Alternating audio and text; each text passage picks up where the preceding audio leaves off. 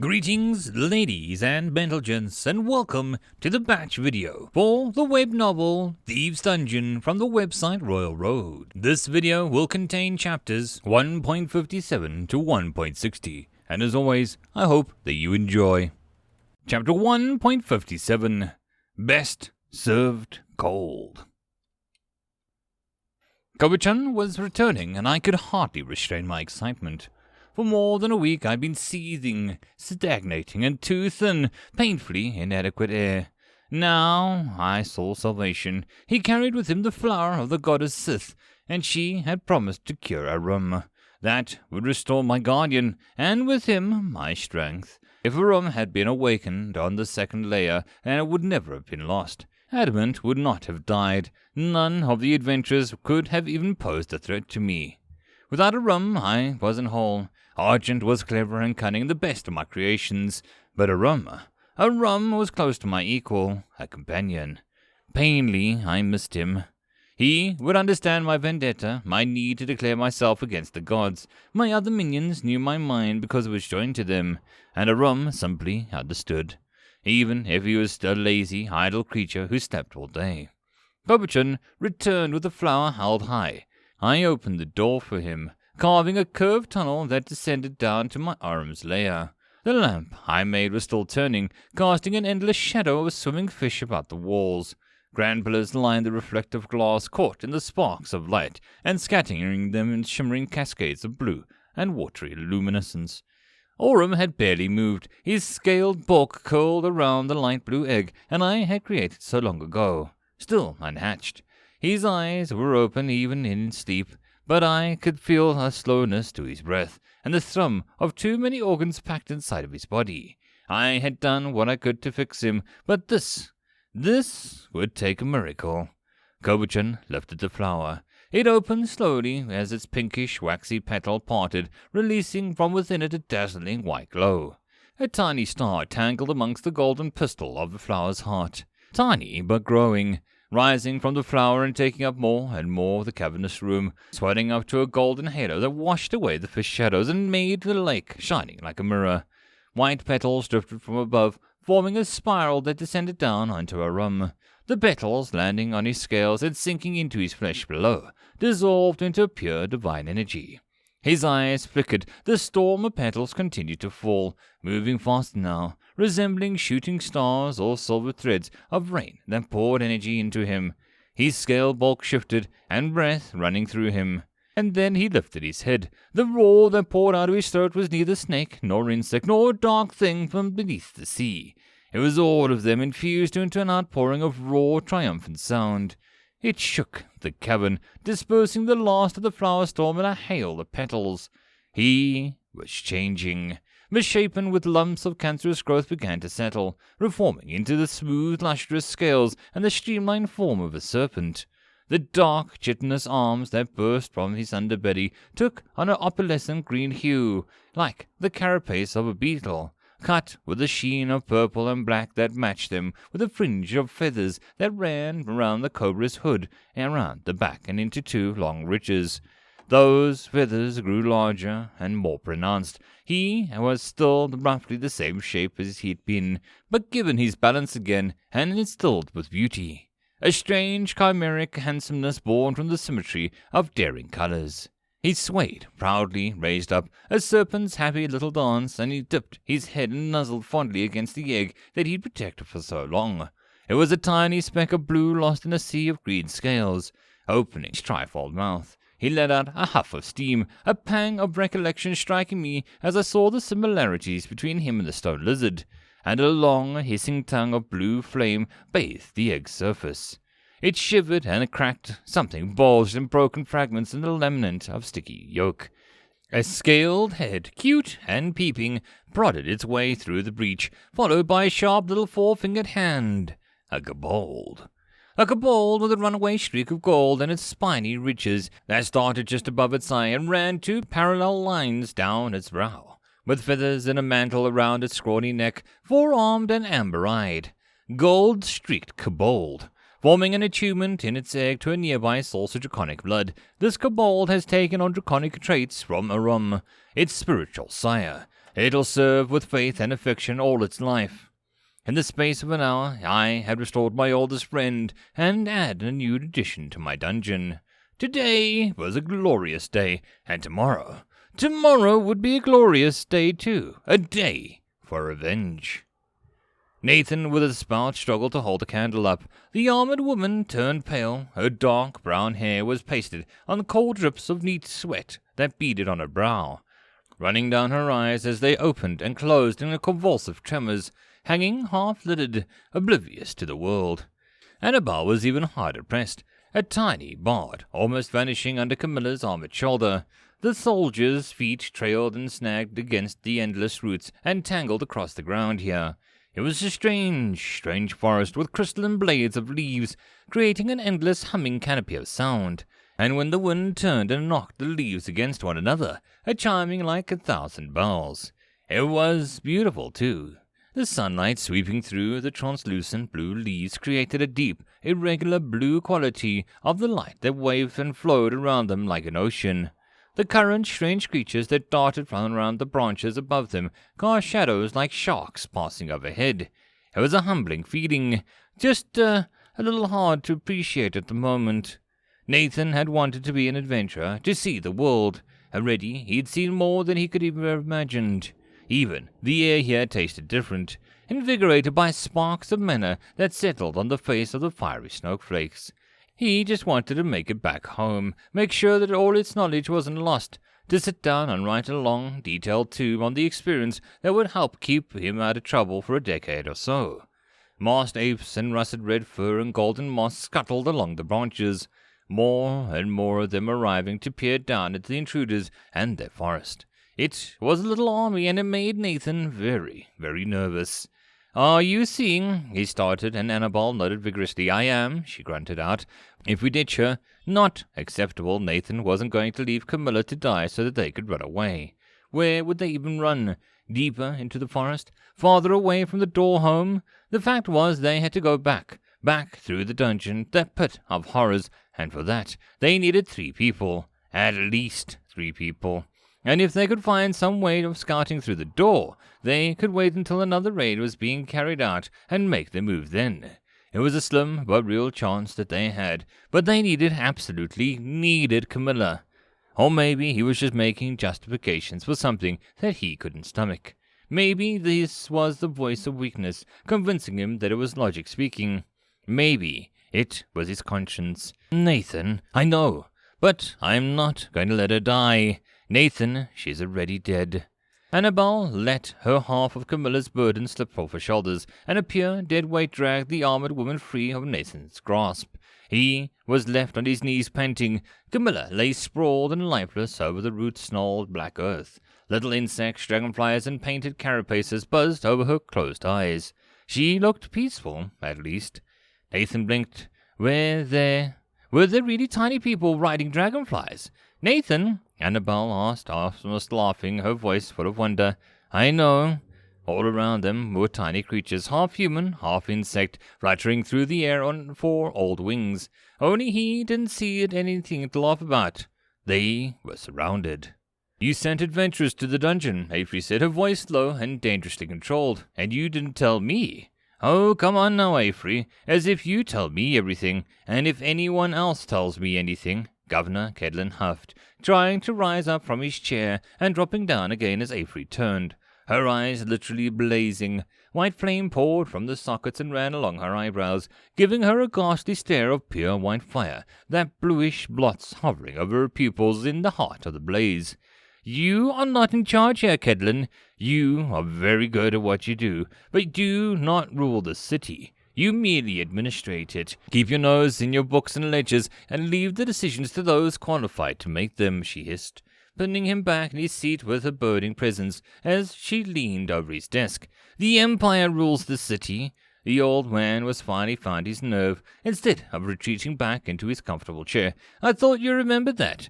But now you're talking about handing it over to the dwarves, that Inhumans. Now there are bandits in my borders shouting for revolution. Am I supposed to let Colton fall out of the Empire's grasp?" "Honey," she said the word sourly, a bit of fire falling from her tongue like an ink from a quill. He hastily battered it away as she stepped away, walking to the row of windows that overlooked the training yard. Her reflection blazed in the glass pane, because what I heard was that they came from the dungeon of Ashen Response. There is a layer to politics, Kedlin, that you have barely sniffed at. Even your Empress— Do not, he spat furiously, insult her! Even your Empress is the same as you, Kedlin, maintaining her position by allowing others to take real decisions. Those others are the guilds, and they are coming here. How dare you? How dare? The man spluttered, voice petering out in sheer incomprehensible outrage. The only thing that will qualify us to hold on to any scrap of power, Kedlin, is my position as the head of the Adventurers Guild, and even then, only if I can prove some control over the dungeon. She turned back to him, letting her eyes slowly extinguish. So the next time you send adventurers without my permission, I will kill you. I am going now. You know where to find me. Watching the tower all day like a mother hen squatting over her eggs, Kedlin asked in a sour voice. You can throw insults, Kedlin. I can throw fire. See to it you remember which one counts in the end. End of chapter. Chapter 1.58. Easy prey. Oram stirred in his cave, eager for a fight. He dove into the watery hunting grounds that I had provided for him. The little sliver fish tried to flee, darting desperately this way and that, but the enormous gliding shadow always caught them. He dove through the bright, flashing schools and scattered them, rising to the surface to swallow great gulps of air, and cold water streamed from his jaws.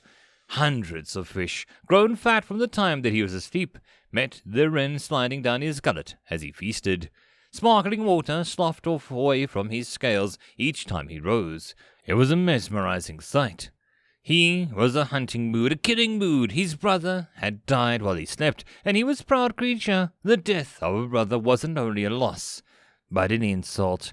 His new companions scurried at the edge of the water, catching confused fat carp as they were washed up close to the shore by the frothing tides of the surging from Oram's hunting. He scuttled back to his den beneath the snake-shaped pedestal of the salt lamp and cast such beautiful shadows and gnawed on his prize of raw pink flesh. I was happy to simply watch, to feel the movement and life of my old friend. So naturally I was annoyed when an intruder roused me from watching Oram hunt. I have come to receive an achievement as per our arrangement. Sufi's representative stood on the edge of the ravine, slowly kicking rocks down the slope. I wish he'd stop. It was hard enough to soothe the spiders, to sing them to sweet lullabies of calming emotions, without having him kicking up a racket. Briefly, I considered letting them eat him, but Sufi's anger wasn't worth the minor satisfaction of hearing the little piglet squeal. And oh, he was shiny. In his dress armor he shone like a sprawling jewel, plates of steel polished to a mirror sheen set over a red velvet shirt. I can let my beautiful spiders peel him like a shrimp, gnawing away at the unfortunate fleshy bits and leaving me the shiny husk. I really did consider it, and then I sent Kobuchun to speak to him. The arachne walked on 7 legs through the jungle of tilted spheres that overlooked the ravine, appearing like a shadow amongst the beams of glittering green. I watched the fear slacken on the dwarf's face. He was clean-shaven with a golden beard woven through golden hair. His slick smile was probably showed confidence, more than a passing resemblance with Sufi herself, which would explain why she sent me this whelp, instead of a real warrior. Kobuchun's shadow fell over him, stepping down from the glass jungle to tower above the pompous little creature.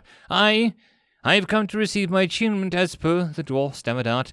We heard you the first time, Kobuchun smoothly interjected, cutting him off. What is it that you have brought us? Clutched in the dwarf hand was a steel-handed mahogany casket, and as he opened it, a dark iron shackles and a spike of rune-engraved gold greeted Kobuchun's approving gaze. The implements of my revenge, as requested, crafted with the most exquisite and half-hand clan skills, he bragged. Kobuchun made every show of examining them, running a finger along the cold, cold surface of the iron manacles. There was a sting like a frostbite. The mana that comprised his being was collapsing where it had made contact with the negatory metal. Smoke rose from his fingertip and he didn't blink. Also, the Maker has requested your shoes. I could have choked with surprise. The expression on the dwarf's face and the expression I wore on my face were the exact same. My shoes, he said, as if speaking slowly would make the request sensible. Your shoes. Kobuchin felt his gaze on the absolute steadiness and continued to stare without effect, as the dwarf grumbled and slipped off his fine calfskin boots, dropping them onto either side of the coffer, before his hand would retreat. Kobuchin caught it by the wrist and gently traced the thumb in the crescent of his palm, and drop of blood welled up from the cut. I shall take the gifts to the maker. You may return now. The dwarf was only too eager to stumble away, leaving his shoes behind. Why did you want his shoes? I asked. Kobuchin waited until the boy was out of view, and then smiled. It was a faintly terrifying smile. Because we live in a sewer. Now imagine what he'll have to go through trying to wait home without them. I could have winced. I could have laughed. I wanted to do both, but alas, my expressions were always a little limited. Kobuchin was interesting, far enough from a human to be tolerable, but close enough to challenge me in ways my other creations did not. He carried the blood back to me, smearing it onto the tip of the leaf for Argent to carry into her nest, where I lay, safe amongst the piled riches. The chaff of the jewels that were accumulating, the golden chains and rings I had no need for, were piled at the center of her nest, with a little bed made of nice soft fluffy mosses, besides the treasure mound. Every day she luxuriated in the growing wealth of her ratty empire. Atop it all I sat, the crown jewel. She dislodged little rings and earrings tassels as she climbed the pile to scrape the leaf over my surface. And suddenly I was in the dark, letting the stone tablet descend from above as I faced the boy. He shrank back. I seemed to have that effect on people. Sadly, raw terror was only funny. Oh, it was funny every time. Who was I kidding? Let's be done with this. Yes, let's. His thoughts were marinating, stewing, and the thick stuff of fear. I could feel it washing away the little things at the edges of his focus, eroding the minutiae of his mind that had to juggle, making him slip up. It was a way in, and suddenly, without having planned for it, mind you, I saw an opportunity. I cried half-hand. Here began the sentence, but I squeezed down upon his mind like a vice, taking its weakened state as a chance to leap and press, moulding its words to fit my purpose. Will catch my sister Sufi's actions and report them to the dungeon.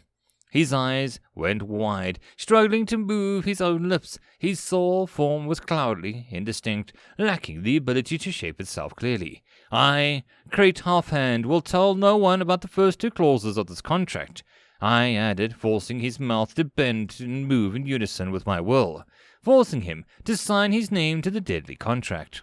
Did they really think that I would let this whelp walk away with my attunement, without extricating my own price? Or had I overestimated Sufi's family's feelings? Was she tossing her own brother away to test the waters? That made more sense. That this was what I would do if it was saddled with a liability like this quivering fool. I, Great Half-Hand, will receive the attunement of jewels.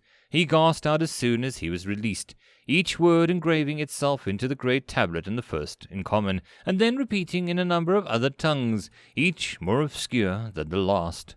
With that, the void realm started to fade, leaving me with a last glimpse of him as he was in the real world, bent double, clutching the walls with the sweat on his face.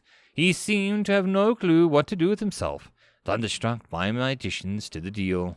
I felt a sudden nostalgia for Isis, of all the useless creatures to concern myself with. His failed coup had left me with a strong understanding of how contracts could be used. Without him, someone better equipped to take advantage of my ignorance might have been able to lure me into making a poison deal. But enough of that. I had revenge to do, and the tools in my grasp to do so. I decided to modify the harpoon spiders, going to the limits of my abilities to make them larger and stronger. A great deal of my energy was given to reinforcing the harpoons themselves, making them steel hard and able to pierce through stone. I had to pour almost all of my mana in to achieve the desired effect on just a few. In the end, they were nearly the size of cattle, hulking things with rust-red carapaces lined by shell-nubbled spikes along their legs. Perfect predators for hunting the stone lizards. It was time. I ordered Argent and then Kobuchin to carry me, passing me from paw to hand as I tried to restrain all the encompassing sense of wrongness that came with being moved, preventing it from spreading through the mental web of connections. Held by Kobuchin, we descended down into Oram's chamber. The nausea would only get worse as I began to dig. I needed a second entrance, one large enough to move Oram. Then there was nothing for it but to rip a hole in the foundations of my dungeon. As fast as I made mana from devouring the stone, I spent it to reinforce the walls against the collapsing around us. The light vanished, the dark of the earth engulfed us, and we tunneled deeper and deeper, piercing through to our enemies. End of chapter. Chapter 1.59 Titans. We dug into the second layer while our second team, the soul golems and my glass sworn, were creeping down the stairwell. Argent led a contingent of rats that would be our distraction. They burst out from the stairway, scattering the four winds across the plateaus to the second layer, drawing the earth elementals up from their geode nests. The elementals were predictable, that was their fault. Creatures of based instinct. Sensing intruders, they were bound to give chase, and Argent's crew was very, very quick. In moments, the stone hounds were scattering across the layer, chasing after zigzagging, evasive little targets. The stone lizard was rising from its den, a flock of roiling boulders clumping together to form its clawed feet, the legs, and slower as the dirt rised up to accumulate into the rocky, scaled body. It was like there was an invisible form within the air, and the surrounding earth was simply pulled in to fill that shape. Something to consider if I ever tried to make my own elementals. I cut through the final layer of stone separating us and the cavernous second layer, and we began the assault in earnest. We had to take out the little ones now, before the earth lizard formed and they became distractions to battle. The spiders sent out a volley of bone spears, and the stone hounds were instantly skewered. The spiders reeled on the line, dragging the struggling creature over the edge of the plateau, and then cut in the silken rope, dropping the hound to its doom. From the stairwell a tremendous snort signaled the charge of the assault golems. The nearest hound barely had time to dodge away from the first hulking form. Rhinoceros-shaped and curling around towards it in no time at all and a second. It was impaled on the tip of the shaggy, clouded horn and tossed into the air as its stony body broke apart. It began to reform, of course, but huge clouds of grey feet stamped down on its formed body to give pieces again and again. The lizard was almost complete, and all but head, but it had to finish off the little ones before that happened. The calcite spiders dropped from their perch above the middle plateau, landing on the floor below.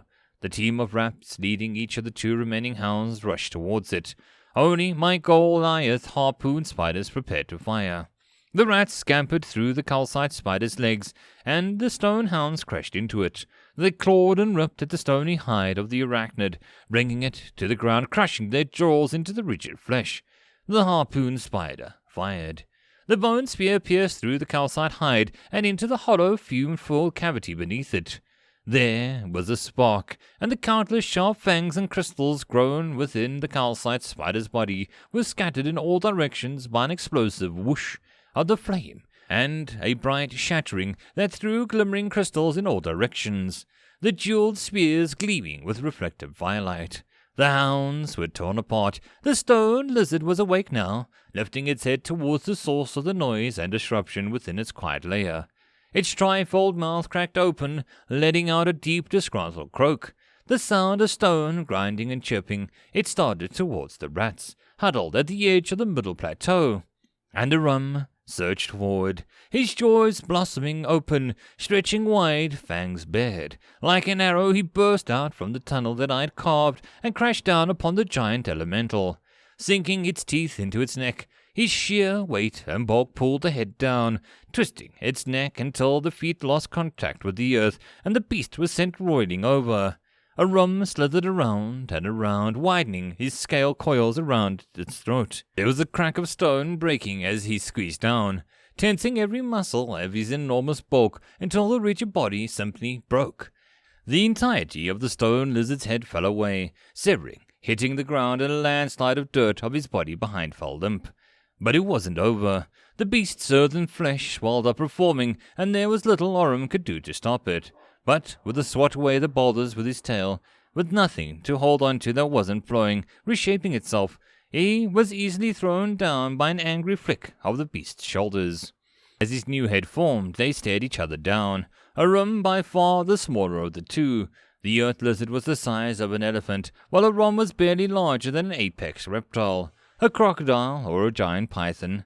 But he was quick, and he had friends. Already calcite spiders were rushing down the walls, their fat, hollowed bodies carrying deadly explosive potential. My Goliath harpoon spiders lined up along the wall's thin ledge that I shaped on the walls and fired, a row of harpoons digging into the beast's side and tugging him off balance. In that moment, Oram's tail flickered so fast that I couldn't even see the movement, only the impact. The bone-breaking dull thwack that was spent the elemental's head in brutal jerk. One that would have killed truly living beasts and then and there. But this time the massive clawed hind leg stopped it from toppling over as it being easy game. This time it fought back. A twitch of its shoulders pulled hard on the mooring lines of the harpoons. As it thrashed, the spiders were forced to bite down and cut their lines. All except one foolish brave spider that clung on to the last and was yanked off the edge and down into the abyss between the plateaus. It didn't survive the landing. I winced. My reinforcements were arriving now, the salt columns forced on to move ponderously and carefully across the narrow glass bridges. My glass swarm was just behind them, carrying the ruined spike in its hand and the manacles draped over its shoulders. He would have the honor of the last blow. The earth lizard lunged at Oram and it darted aside. His serpentine bulk uncoiled and hurled him back when the slithering hop carried him away from the raking claws. The point of his tail delivered parting blow after brutal slap that shook the earth as the lizard reeled and stomped to recover its footing. This time we wouldn't give it a chance. A salt column smashed into the beast's side, sending it rolling. Another slammed into it as it tried to climb back up, pushing it towards the edge of the plateau. The beast's hindquarters went over, but it grabbed a hold of the earth, claws dragging deep furrows across the stone platform as it struggled to pull itself back. In that moment, Kobachan sailed down the line of silk and landed beside it. The dark iron shackle snapped down across the creature's waist, a sizzle of the smoke pouring out as it left out the first sound of pain that I'd heard it ever make. A sound as sweet as music to me, a miserable, roaring croak. Kobachan retreated, the salt golems moving to shield him. The earth elemental climbed back up, but my calcite spiders were swarming over it now, clinging onto its back. They prepared to give their lives. Oram slithered back, but the earth lizard was enraged now, and it lunged for him, time and time again, until finally he wasn't fast enough and couldn't fend it off, with the little slithering maneuvers and clever blows with his tail. Its flint tusk raked along the side and slashed up, spearing him through the belly. I watched in horror as he was lifted from the ground in a trail of blood. A twist of his head and he threw him down again. Blood was everywhere, an enormous pool forming under Oram as he lifted his hooded head and roared in defiance. The shadow of the enemy loomed above him. The earth lizard roared back, and his three-pointed mouth split open, a hiss of gash rushing forward. Oram spat a dart of flame down its throat, and the fumes exploded before it could escape, tearing open the flaming gash in its underbelly, spots of glowing orange light up within the beast's stomach. It faltered, letting out a confused sound of pain. Oram drew himself up and spewed a white fire in the raking blast across its back. One by one, the calcite spiders shattered into deadly fragments. The force pushed the beast down and into the side, half collapsed back into the rubble. From without and within, the rocky hide was pockmarked with craters. The glass golem rushed in, smashing the second manacle into place and vaulting atop the lizard's head. The beast rose and bucked, trying to throw clever little fawn off, knowing the end was near, sensing in some primitive way the danger of that spike. Oram lunged forward, wrapping himself around like a bound limb, overlapping the shackle. The beast could no longer reshape or reform there, its abilities deadened by the nulling iron. It had no way to throw him off as he twisted his way to make a knot around his neck, tying foreleg and head together, crushing bind of slithering golden scales. The fawn lifted a spike and drove it down.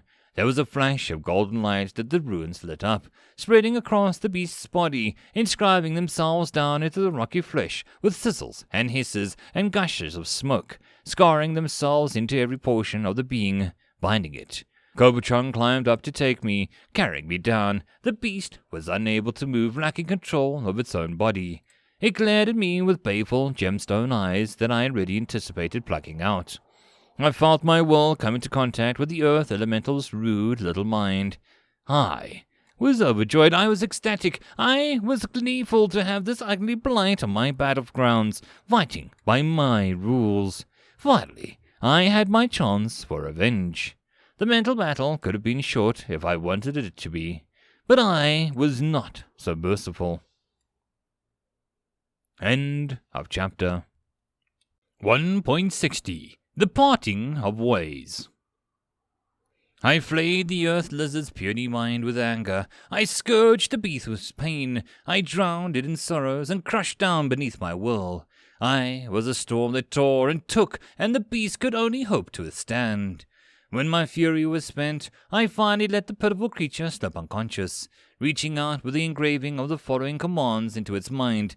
Serve faithfully, hurt nothing but what I say to hurt.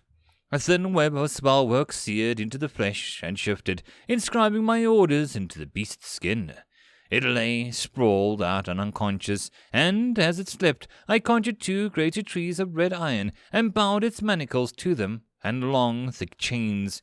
The bindings grew taut, and the creature was left like a chained dog, a new servant for my dungeon.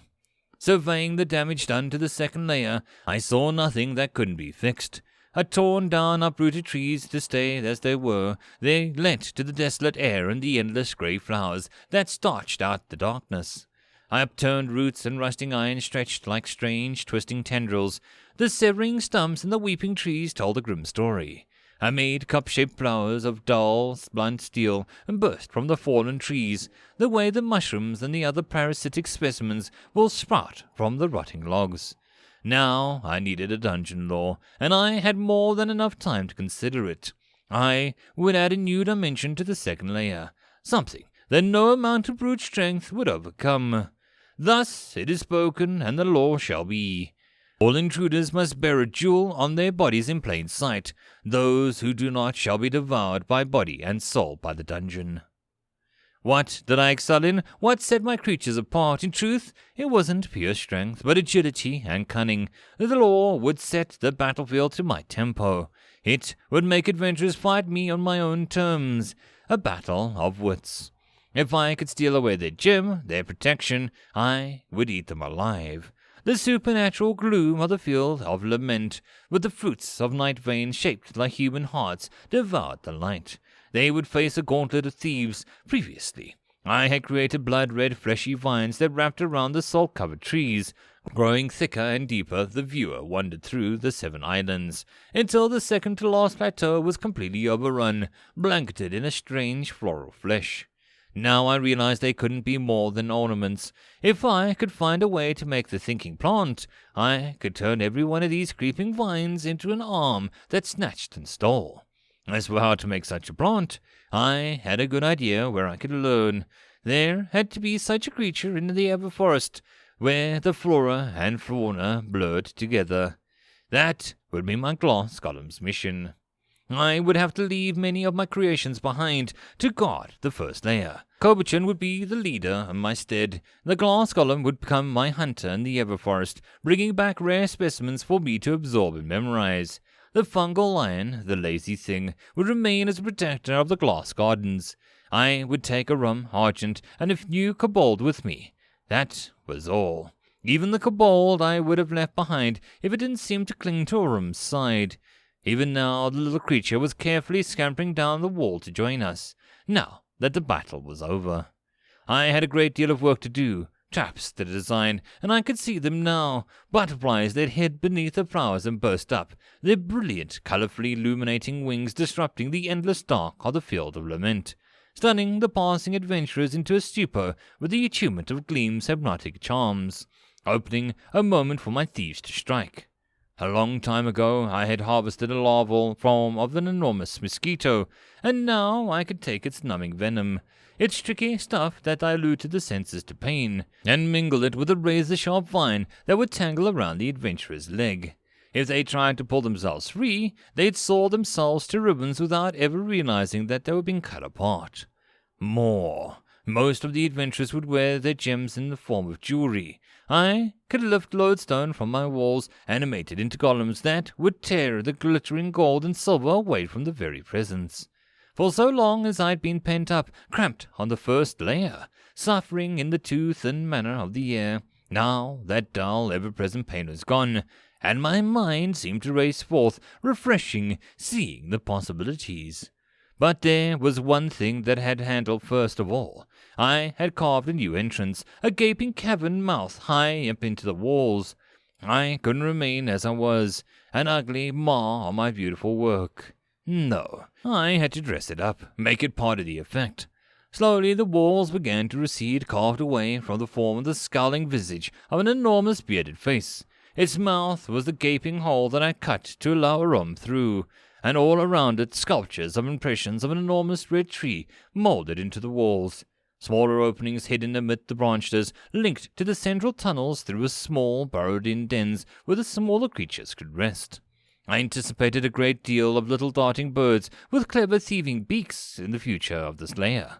Finishing the sculpture, I relaxed, letting my mind sink to a happy place of idle dreams, traps, and tribulations for scurrying, unfortunate little adventurers. Their imagined pleas for mercy warmed my heart. Kobachan carried me up towards the eye of the giant face. I would rest here, where I could overlook my trials directly, where Oram could protect me. Go now to the first lair, there will I appoint you a guardian. I directed the Arachne, and he set me in the carved niche of the scowling visage pupil. I will not see you again, will I? He asked. There was an odd note in his voice, a bleak sort of resignation. I supposed I understood. His creator was moving on, and his part to play was now set, left behind to carry out the role of dark entities. I will be with you. Kobachan returned to the upper layer through the dark tunnel, a mix of feelings in his heart. Deep hurt, as if all his service was being rewarded with rejection, a determination to continue unfaithfully, fierce pride that he alone had been deemed fit to fill the Maker's role. He would fit it well, he promised himself that. The first layer would not stagnate, would not become a dead place. The perfunctory challenge to be tossed aside as intruders continued deeper. He would guide the denizens to strength and prime further traps, further trials. Kobachan would see that the first layer was never overlooked or dismissed. It would be the pride of the dungeon, not a negligible little appetizer for the real challenge. These things he promised himself in the dark. And beauty. It would have beauty, and even if an intruder made it no further, even if they turned back on the first layer, they would live to tell the tales of a dungeon equaled by none in grandeur. Kobachan would tend to the garden well and see its splendor grow by the day. It was another promise. He wound a band of nacre around his fingertip for each, and Kobach felt promises. All things really should come in threes. Blood. Yes, he would make a promise of blood. His every kill wouldn't be an artist's rendition. He would honor the Maker and the demise of his enemies. The Maker's attention, after all, would still be drawn towards the fresh kills, towards souls and mana to take. He would make sure that the Maker saw him then, carrying out his duties in style that he could be proud of. But something was strange. The darkness around him was a little more than it should have been, more than the dark of the earth. It was an absolute black, a void. And from that utter void a voice spoke to him. Little spider, I have a proposal. End of chapter.